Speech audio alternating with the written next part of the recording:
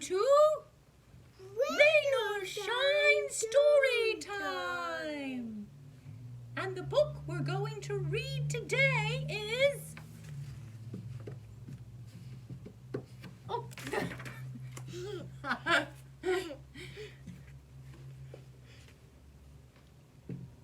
The Velveteen Rabbit by Margery Williams, illustrated by Florence Graham.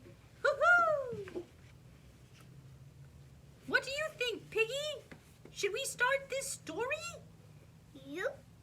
All right, woohoo! The Velveteen Rabbit by Margery Williams, illustrated by Florence Graham.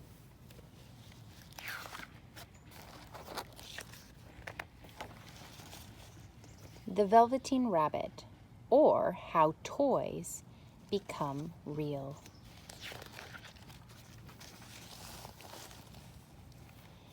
There once was a Velveteen Rabbit. He was fat and bunchy. His coat was spotted brown and white, and his ears were lined with pink satin. On Christmas morning, when he sat wedged in the top of the boy's stocking, with a sprig of holly between his paws, the effect was charming. For at least 2 hours the boy loved him, and then, in the excitement of looking at all the new presents, the Velveteen Rabbit was forgotten.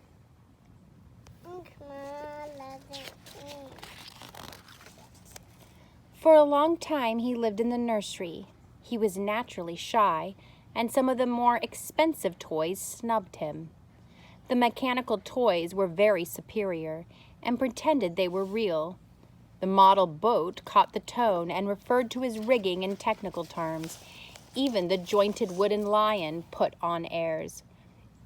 The only person who was kind to him at all was the skin horse, who had lived longer in the nursery than any of the others. Point to lion. Okay, come point to lion. Show everybody where the lion is. And where's the boat? Lion. There's the lion. Boat. And where is the horse?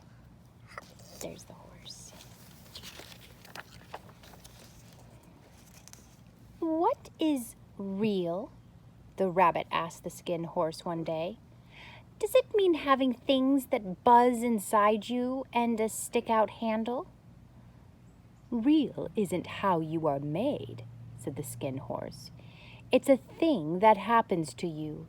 When a child loves you for a long, long time, you become real.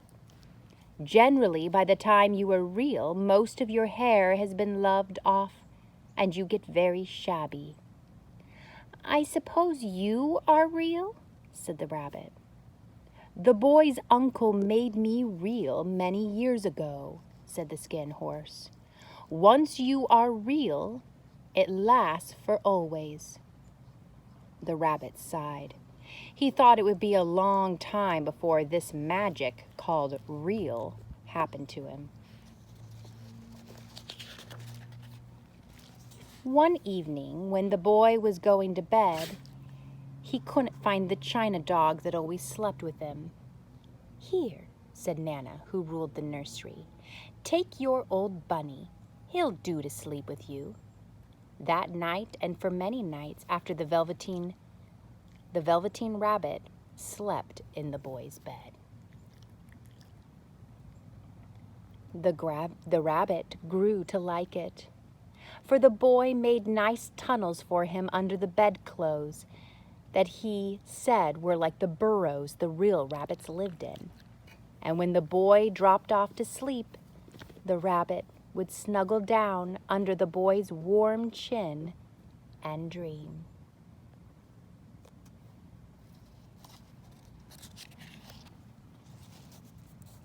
The little rabbit was so happy that he'd never noticed how his beautiful velveteen fur was getting shabbier, and his tail coming unsewn, and all the pink rubbed off his nose where the boy had kissed him.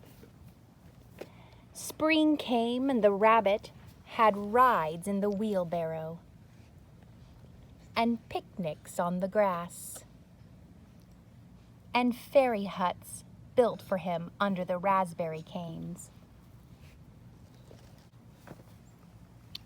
Once when the boy was called away suddenly, the rabbit was left out on the lawn until long after dusk, and Nana had to come and look for him because the boy couldn't sleep unless he was there.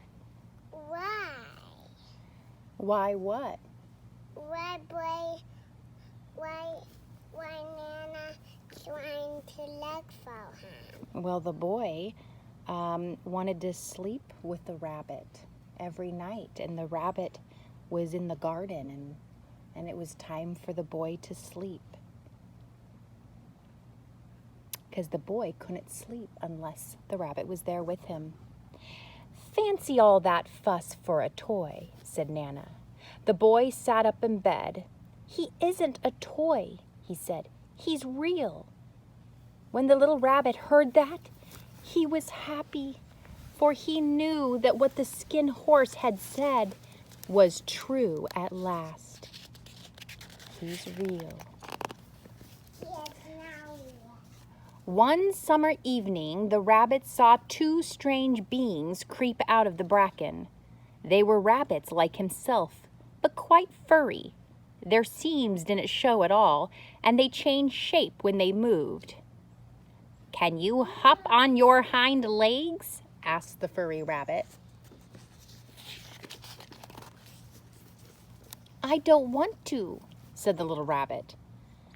The furry rabbit stretched out his neck and looked.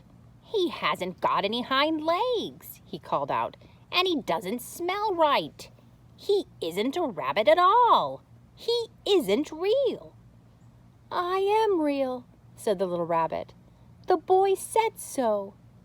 Just then there was the sound of footsteps, and the two strange rabbits disappeared. For a long time the little rabbit lay very still.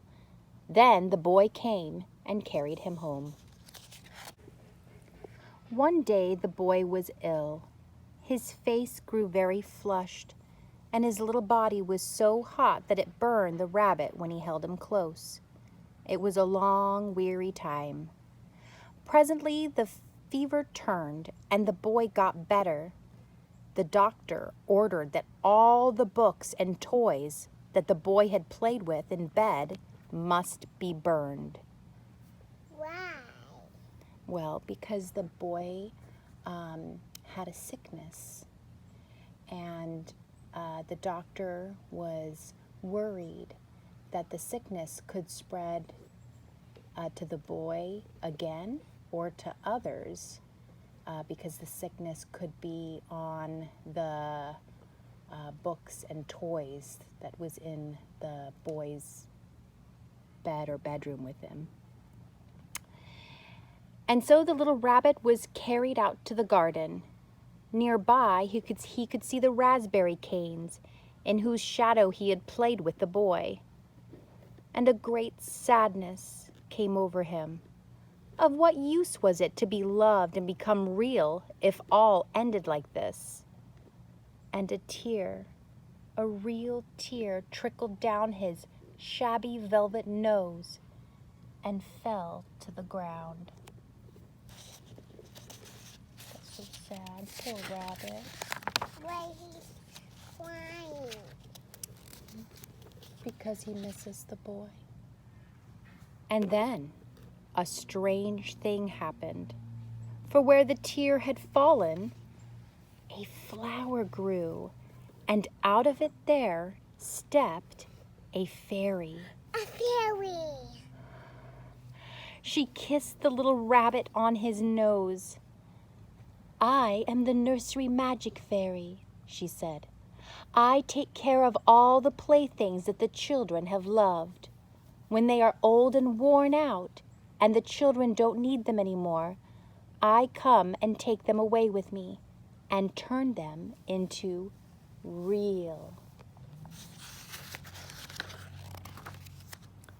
"Wasn't I real before?" asked the little rabbit. "You were real to the boy," the fairy said. "Because he loved you, now you shall be real to everyone."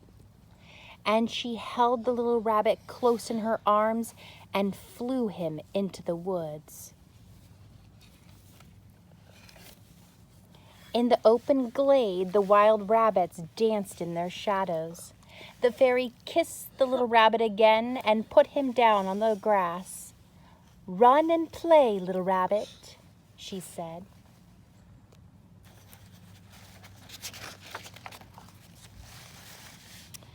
But the little rabbit sat quite still.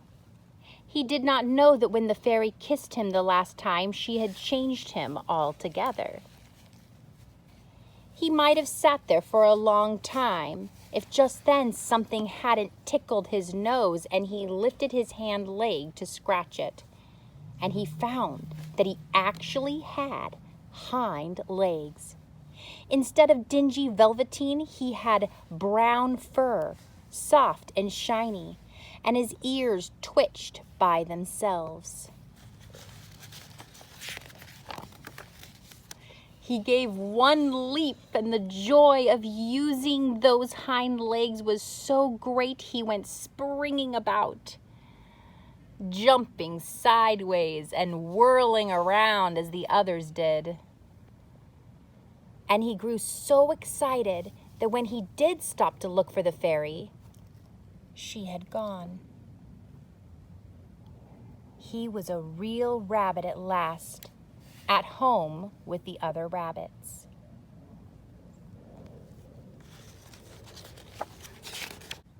Autumn passed, and winter.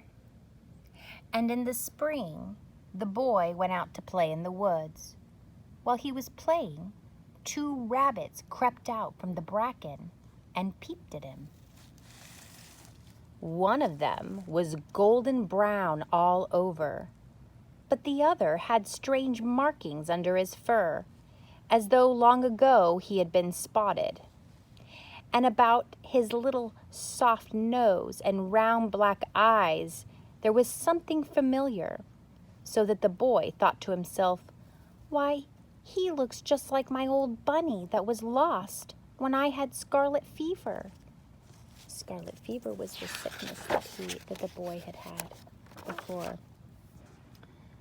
But he never knew that it really was his own bunny, come back to look at the child who had first helped him to be real.